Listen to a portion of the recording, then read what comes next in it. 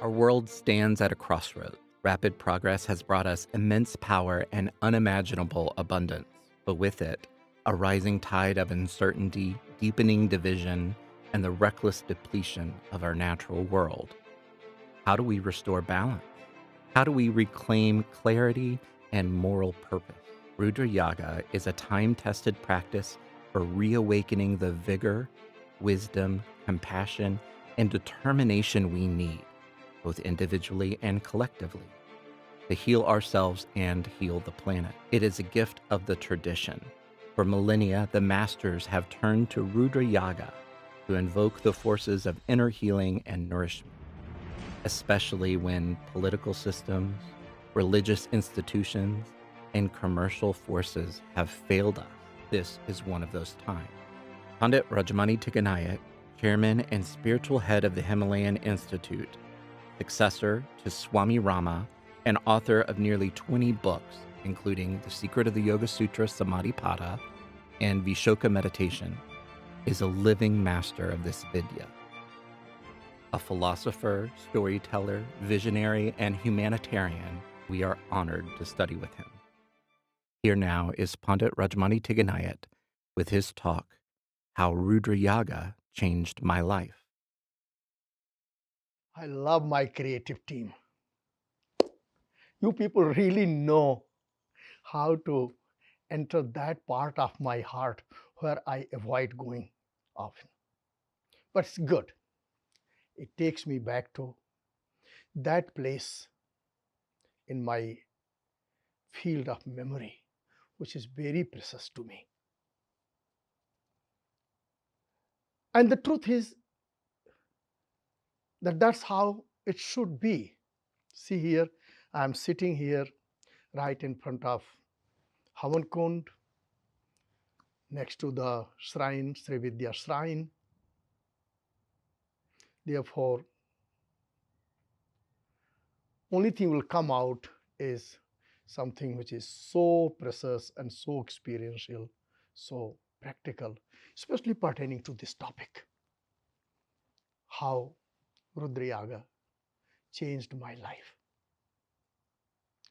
In this regard, I will share with you that part of my life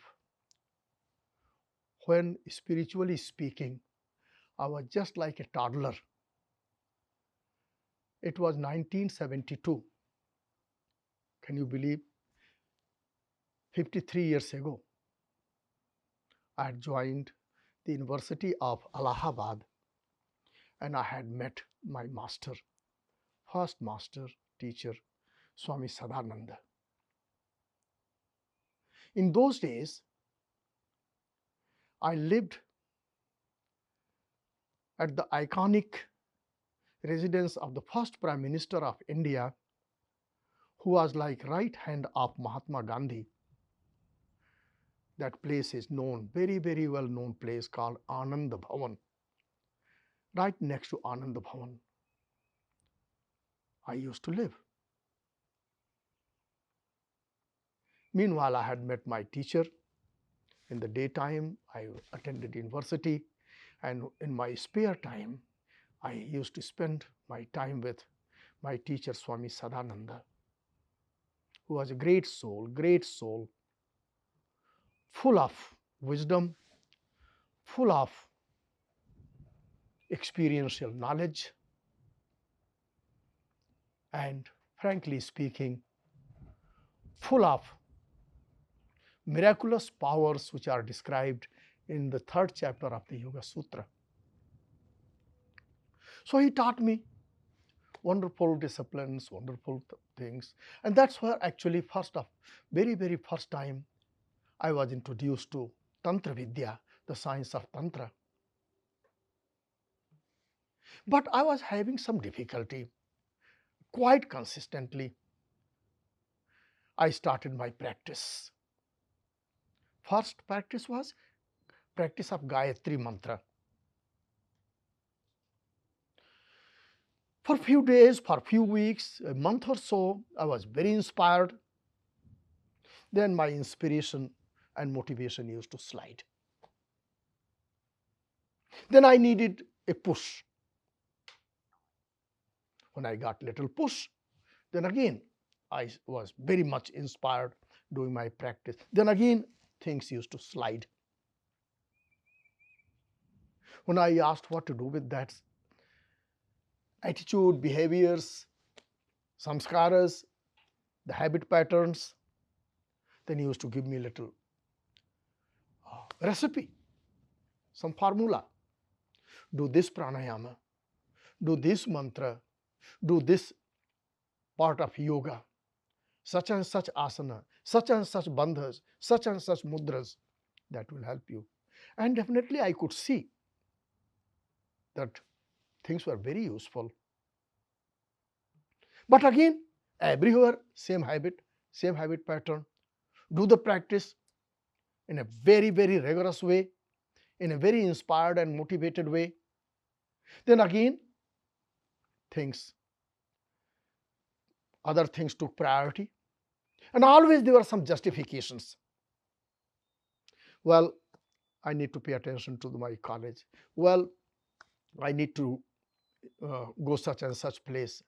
Such and such teacher has come to town. Such and such politician is so stupid. Such and such thing is happening at the university. I don't like such and such professor at my university. And so on and so on. Then here is cough, and then here is cold, and then here is fever. Every month of September, it was like a routine to get sick. And sick with what? Malaria. Then again 2 weeks, 3 weeks are gone into it. Then for few weeks there is weakness. Always there is justification, and those justifications were very, very real. Very real. So one day I had lots of such questions in my mind. And meanwhile, there were lots of things at the university campus was happening, which I just hated it. I was being warned that pay attention to your own mind. The mind is mostly that aspect of mind where there is anger being stored. Self-righteousness is stored. And in those days, I was very, very kind of active person in terms of my opinions. Politics and politicians were my least favorite creatures. But that's what you find in the society. And when things are not going well, then the kind of mind I had was very quick to blame politicians. When things were not going well in the field of some social and ethical and moral aspects of life, then just catch hold of the spiritual teachers, religious leaders. That was my habit I'm sharing with you with all humility. So one day I was really just tired of myself, and I was tired of this kind of behavior. So I said, today I'm going to go to my teacher and I will put all of my problems at his feet, and I'm going to be honest. I'm going to be very, very realistic. I picked up my bicycle and I was going to his ashram. Between the place where I lived and the place where I was going, where my teacher lived, at the bank of Ganges, there was big Indian army cantonment. It was the main road connecting to the bridge that was at the Ganga called Karjan Bridge. On both sides, barracks and barracks and barracks of military compound. And it just so happened there were tens of thousands of what's called that? People of prisoners of war, POW. India and Pakistan had gotten into fight, and tens of thousands of people from Pakistani army were captured and they were stationed there. Really, it's like miles and miles and miles of, and the prison was made up, the boundary wall of the prison was made up this uh, electric fence, big electric fence. There, those prisoners were there like animals. So people are passing through that area. As I was, people are passing all kinds of comments. Look at, our government is ugly, nasty. This should be shot dead. Why do we need to spend money on them? Other people were saying, my God, they are young people. They must have family. They must have left their mother and father, wife and children. All kinds of comments were being passed. And through the electric wires, you could see healthy, not healthy, whatever they were, but definitely these young people, clearly sad, worried, fearful, full of anguish.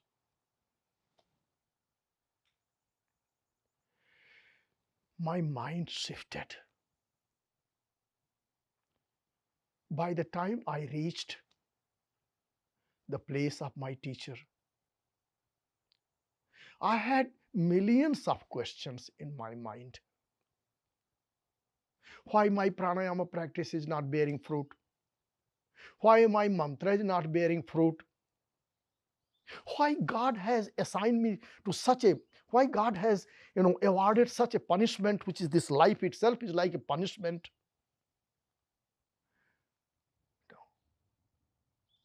Scriptures say that if you do this practice, such and such things should happen. Nothing is happening. At the university, there was so much was going on,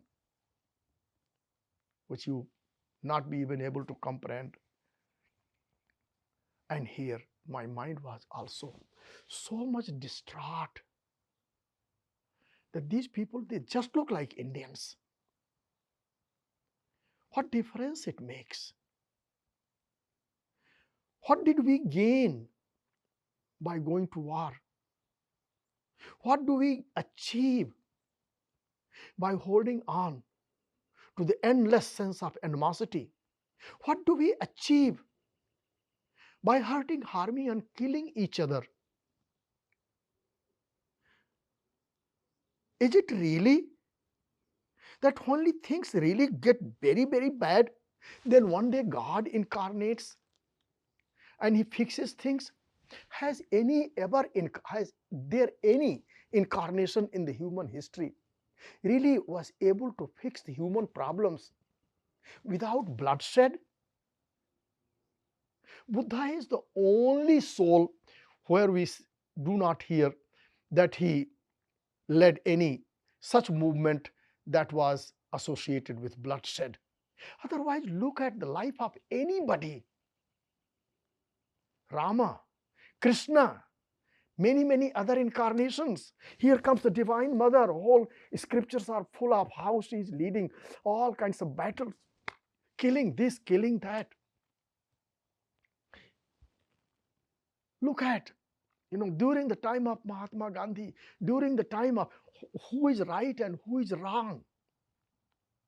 Is Churchill right? Mahatma Gandhi wrong? Mahatma Gandhi right? Churchill is wrong, or Mussolini is wrong?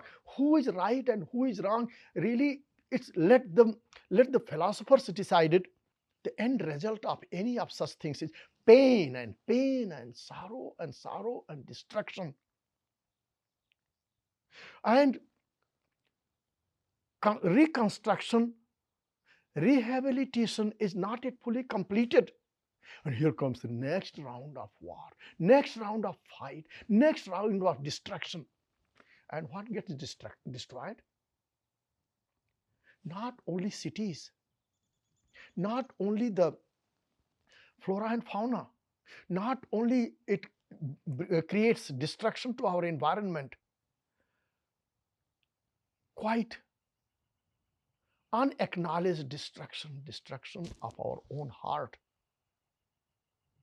Historians write about the rise and fall of empires, the conquest and the defeat of kings and the armies. What remains completely unnoticed is how much damage it has created. It creates to our minds and our hearts. Swamiji, then I asked my teacher, Swamiji, why is all this thing? What is the solution for all these things? To my surprise, you know what was his answer? When you left your home to come to my ashram, is it that's what the questions were in your mind? I said, no. I was more intent on asking questions related to my personal growth, personal development, personal failures, personal pain, personal sorrow. I had Swamiji already looked at, reflected on myself. Where is my vanity coming in the way of my growth? He said, what happened to all those questions? But Swamiji, because I just saw all these prisoners of wars. And really, I'm telling you, today, as I speak here, I'm hearing this gigantic prison. I had never ever heard, but lately, just in the last few weeks, I'm hearing about the prison in El Salvador. And I guarantee that the prison I'm talking about worse than El Salvador. I'm quite confident about it. If not worse than that, then at least as good as El Salvador prison. Swamiji, it hurts me. He said, see here, mind is constantly looking for disturbance. You know why? Because there is inner unrest. That inner unrest is creating all that turmoil. Some of the turmoils come forward and affect our minds and hearts as anger, fear, hatred, jealousy, greed. And during those turmoils, we hold our parents responsible for that. We hold our childhood responsible for that. We hold our, the adopted parents responsible for all that. If we do not find enough reasons to support and act, in response to our inner turmoil by going to that aspect of life, then the religious leaders, political leaders, this God, that goddess, that temple, that belief system, if that is not enough, then we go after system of medicine, Ayurveda, homeopathy, this doctor, that nurse. Swamiji, what's the solution to all this thing? Solution to this is that you have to be practical. What does it mean to be practical? He said, see here, when you analyze what you or everybody else is really interested is the how may I find real freedom, real fulfillment? How may I rise above all of my internal and external unrest that is blocking my path? So Swamiji, what is to be done? I said, that is when he introduced Rudra Yaga to me. How do you? I thought, Swamiji, any yaga means Rudra Yaga, and I had heard these words: Rudra Yaga, Sri Yaga, Mahayaga, Pusti Yaga, Jyotistoma Yaga. Many yagas I had read in the scriptures. Everywhere I had gotten the hint that it is good practice, and you have to have bunch of pandits, bunch of priests, bunch of scholars. They sit down and they do the practice for you. They do the practice for society. They do the practice for your family. They do the practice for the sick person who is hospitalized. I said, Rudra Yaga?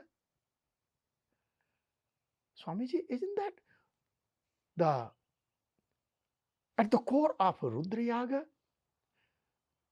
is Mahamrityunjaya mantra for healing, mantra that is somehow meant to avoid or conquer death, and it is done by someone else for you. He said, that is the problem. The Mahamrityunjaya mantra that you are talking about, that is done by the priests, those who hardly ever practice themselves. How can one drowning person help other drowning person? How can a person who himself is so helpless and crippled can come forward and rescue others? Furthermore, this is a very bizarre habit human beings have formed. They go to temple, they go to holy places, they go to the places of worship. They bow their head. A priest, a swami, a guru, a pandit comes forward and gives a prasad, some blessed food, and respectfully you take that and say, I'm blessed, I'm blessed. Few minutes later, same pain, same sorrow. Few days later, same anger, same hatred. So this way just it goes on and on and on. So Swamiji, what is again still I'm not getting any solution. Solution is that there has to be a system. System is made of sequence of practices. Those sequence, the sequence which you have to follow has to be very well defined. When you walk on that well-defined steps, and when all the secondary practices are properly arranged, it's called method. When that method has been gone through a great deal of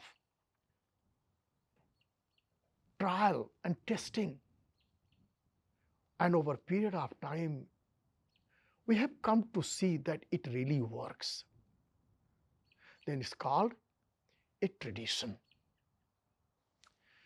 So Swamiji, what is my problem here? So Swamiji says, your problem is that there are so many unknown, unforeseen factors sitting right there deep in the deep recess of your own mind and heart. They are called vasanas, samskaras. They are called subtle impressions of the past. They are called, you have formed a habit of hopping from here to there.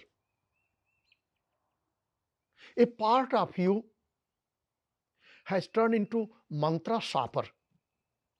Avoid that tendency. A part of you has become too intellectual.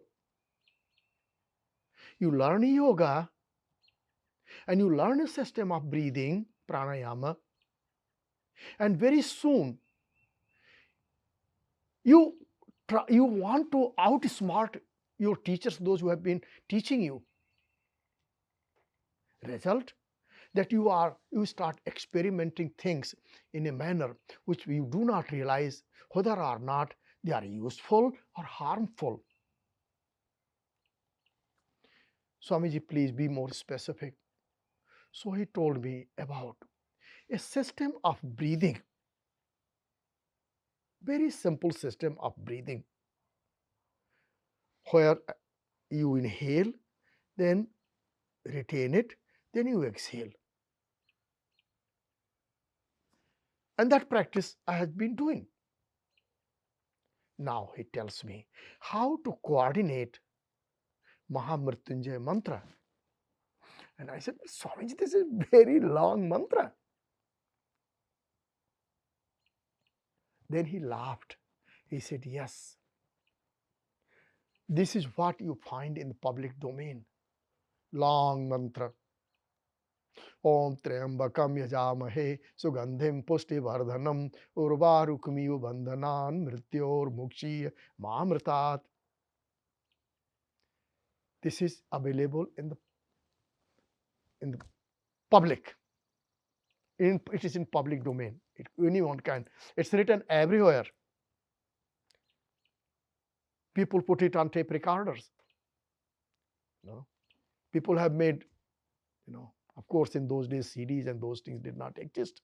But yes, I used to hear this thing on loudspeakers very loudly. Om Trayambakam Yajamahe Sugandhim Pushti Vardhanam. On the loudspeakers. So, Swamiji, is it wrong? No, first thing, the intention behind it. Because Islamic people have their prayer early in the morning, so how can Hindus be behind it? So they also put everything on the loudspeaker. Second, so that is not the right intention, right reason. And also, steps have been missing. The very, very first thing is, just as you are planting a garden, what do? First, you put the seeds in the soil. Even before putting the seeds of your flowers or any other plant, you prepare the ground.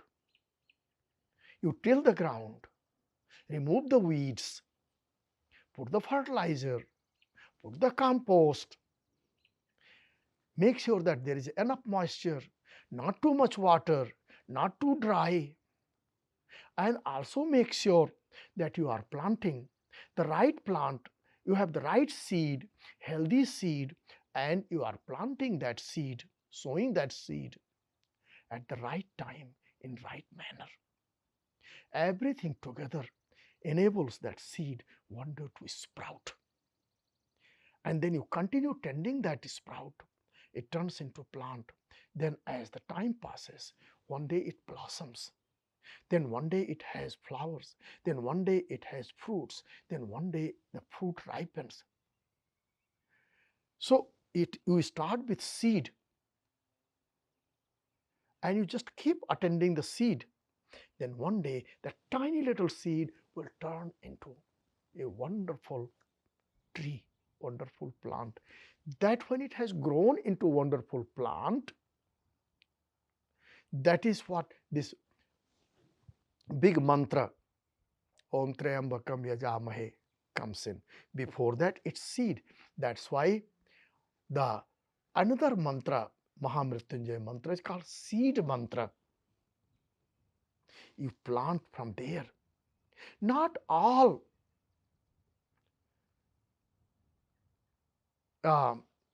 stems, branches, you can just put in the soil and it suddenly starts growing. Even for that, there is a proper way of cutting a tiny branch. There is a proper way of grafting it. Whole methodology is there. Therefore, first you begin with seed. What is that, Swamiji? I've never heard. Then he gave me seed mantra, which is just only 3 syllables long, super potent. What should I do? He said, now combine this seed mantra with your pranayama, combined with this seed mantra of Mahamrityunjay with your asana practice, combined with this seed mantra with your bandhas and mudras. Then one day you bring the same seed mantra in one of your chakras. Then tend it, attend it. Then that seed mantra in that particular chakra in your body with the nutritious fertilizer of love, bhakti, compassion, kindness. What should you avoid? You avoid, make sure that there are no weeds, there are no insects, there are no bugs eating up the plant that you have planted. What are they? Anger, hatred, jealousy, greed, attachment, violence.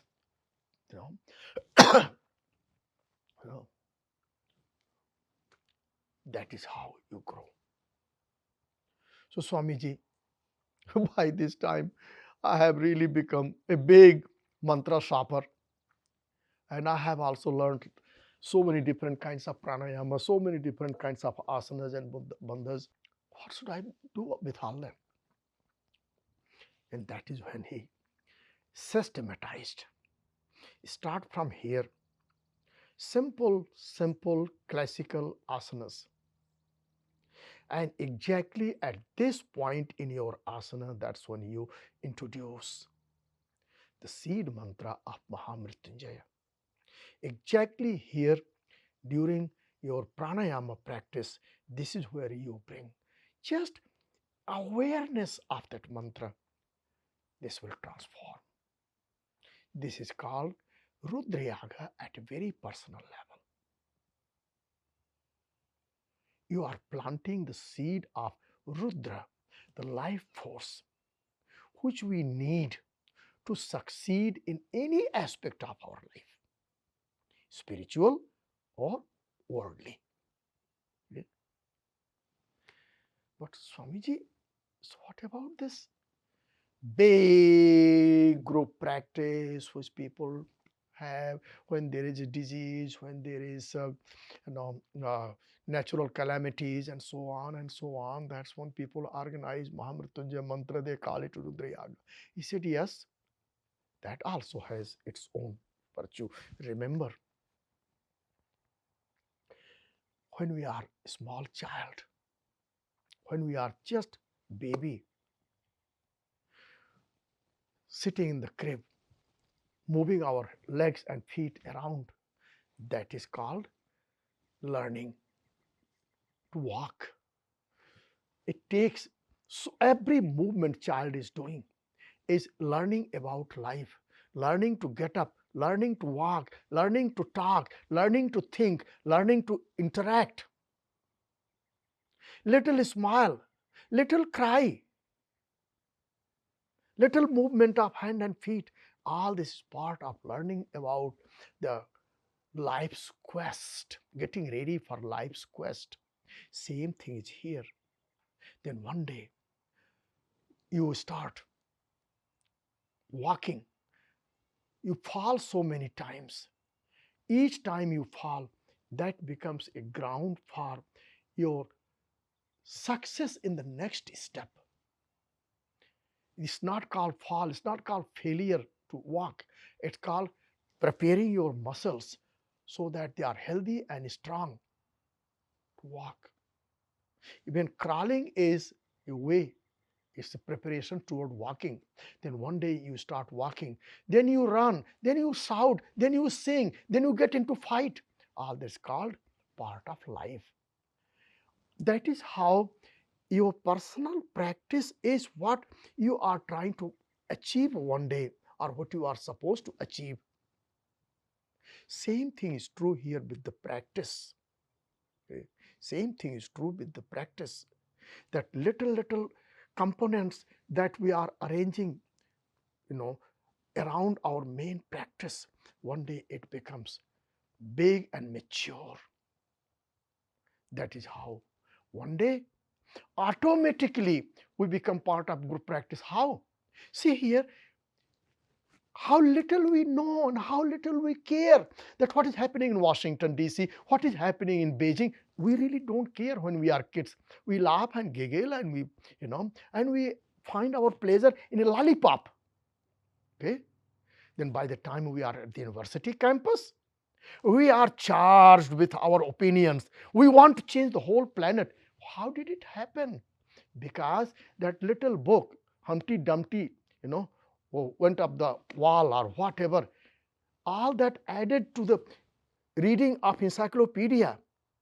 That little, experiments we did with onions, in our second grade, third grade, biology class, to look at the cells, and that enabled us one day to become a rocket scientist. Okay, all this is how exactly when we are trying to understand our own mind and heart, when we are trying to give a shape to ourselves, suddenly one day we reach a place when we are inspired and we have capacity to take charge of our destiny and go to Washington DC, or go to the St. Francis of Assisi, go to Varanasi, study with this master, study with that master, put together so many different religious ideas, philosophical ideas, and one day evolve into Mahatma Gandhi and Martin Luther King. How did it happen? Because Mahatma Gandhi started with same very diaper which we started. At some point, he grew up. Same thing in our practice. Start with this kind of simple sounding Rudra Yaga practice. 2 years, 3 years, 4 years later, you look back, you say, my God, where is the source of enthusiasm, courage, and indomitable will? How did I end up here?